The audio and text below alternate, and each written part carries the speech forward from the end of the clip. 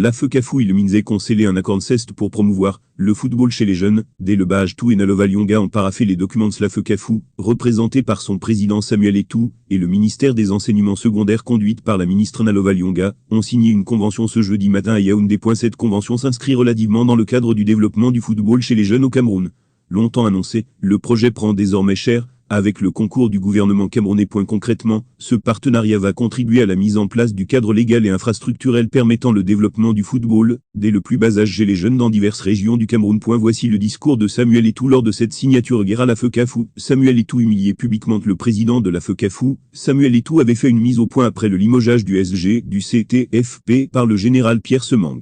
Quelques heures après la sortie de Samuel Etou, le général Semang a tenu également à faire des précisions au président de la FECAFOU. Lors de nos échanges préalables à la mise en place du Conseil transitoire du football professionnel, il avait été clairement convenu que le CTFP agirait comme instance de normalisation de la Ligue de football professionnel du Cameroun, dont les compétences avaient été retirées par le comité exécutif de la FECAFOU, le 4 novembre 2020, rappelle le général Bouin. Le CTFP ne saurait être considéré comme une commission de la FECAFOU alors même que sa mise en place se fonde sur les dispositions de l'article 5 alinéa 3 des statuts de la FECAFOU. Et ceci était également l'un des prérequis de nos discussions, indique-t-il. En droit administratif, l'on distingue l'autorité de nomination de l'autorité utilisatrice. Bien que la nomination du président et du secrétaire général repose sur la même décision, il n'en demeure pas moins que le président exerce l'autorité sur le secrétaire général et a sur celui-ci un pouvoir de contrôle et de régulation.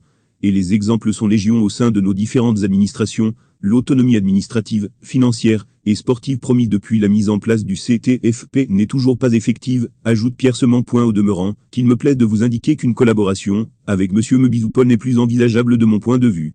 Fermez les guillemets, peut-on lire dans une correspondance de Pierre Semang à Samuel Etou, sur la brouille autour du SG, du CTFP.